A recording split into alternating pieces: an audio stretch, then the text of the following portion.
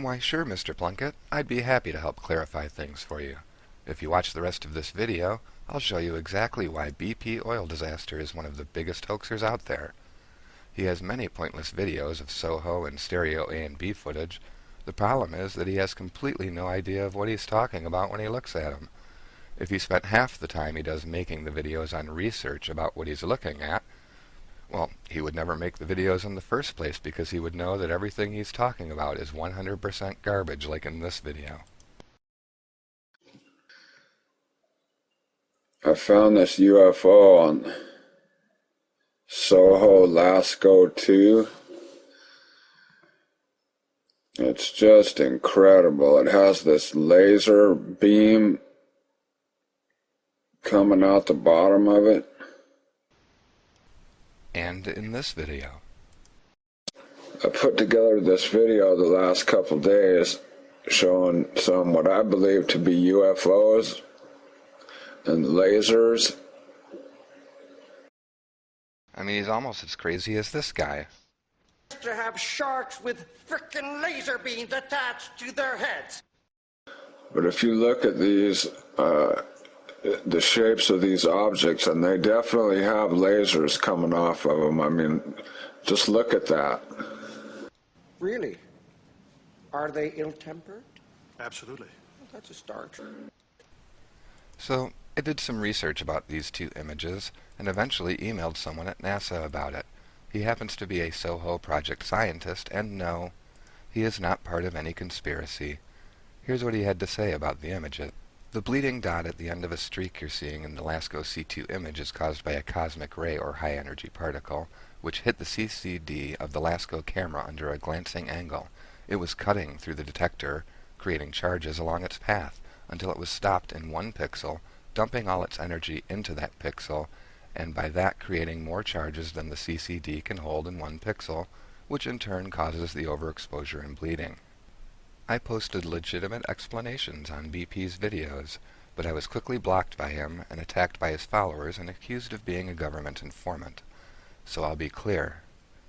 I don't work for anybody. The fact is that I actually do research, instead of lying to people like he does.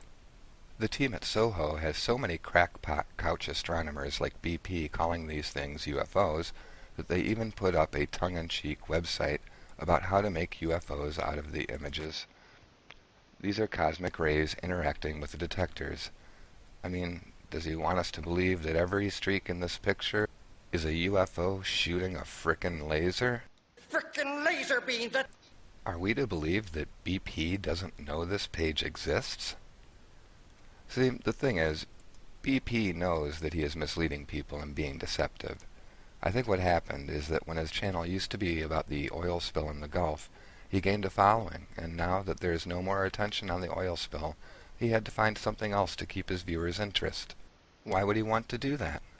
Well, first of all, he likes the attention, and second of all, he needs the money he makes by lying to people. Here's some stats of what his channel's earning potential is. Now, these are estimated earnings. And you can see here that he can make anywhere from around $9 to $100 per day. I mean, let's face it, if he had any money, he wouldn't need to ask for donations for a telescope. He's begging for money over here, too. So here we have a guy who obviously doesn't have much to do, so he has a bunch of time on his hands to look at Soho and stereo A and B footage all day. He obviously can't afford a telescope, so he doesn't have much money. But then he's going to make this claim. Wait a minute, $50,000, what's this all about, you ask? Well, this is his worldwide challenge about this image that he captured from the stereo behind telescope, which he shows in several of his videos.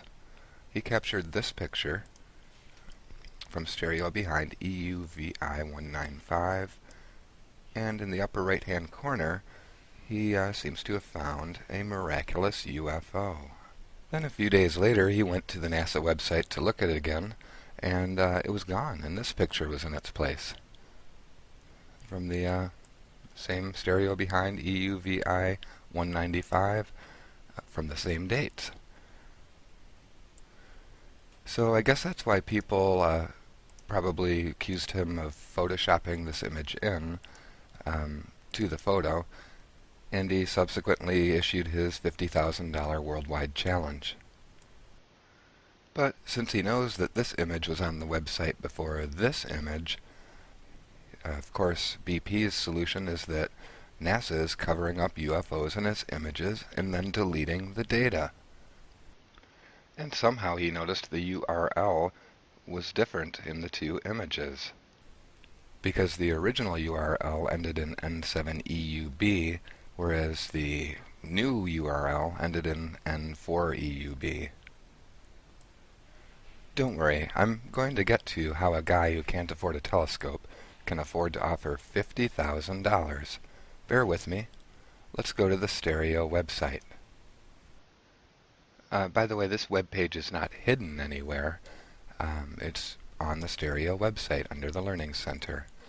It explains that basically Stereo has two separate telemetry streams coming down from each spacecraft.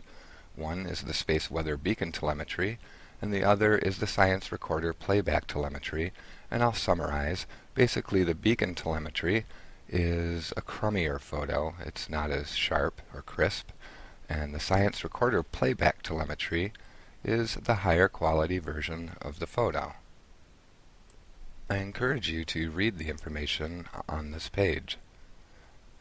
Beacon telemetry, higher quality scientific telemetry.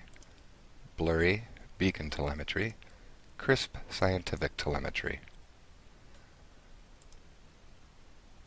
The website goes on to explain that these temporary beacon images are replaced with the full quality versions as they become available, generally about 2 or 3 days later. This web page then goes on to explain that beacon images can always be recognized by having the character 7 near the end of the file name.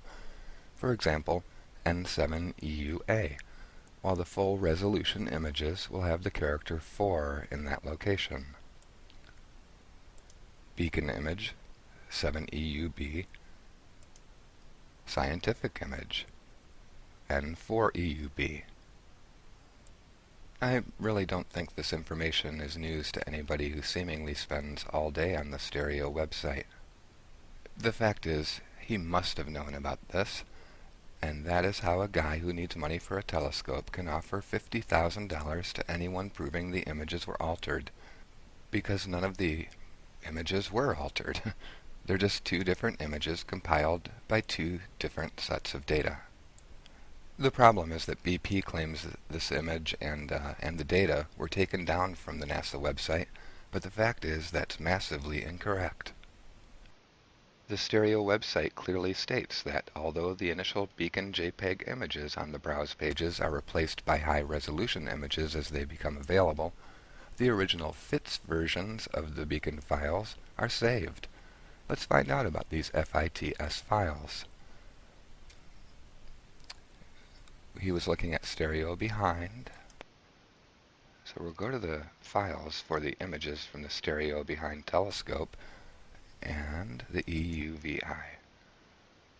Now this is a large file, so it takes a minute to load. There they are, and then if we scroll down to the files for January 22nd, 2011, here it is, and open that file, and then scroll down and look for the file name in question in BP's image, which is here, 2011-01-22-104530 N7 EUB, which is the same file name as BP's image, 2011-01-22-104530 N7 EUB195. I saved a copy of this file to my desktop already, so if we open it using the appropriate software to read this FITS file, in this case, I'm using SAO Image DS9 software that I downloaded from the Harvard website. And I know this image doesn't look quite the same as BP's image, so let's see about that.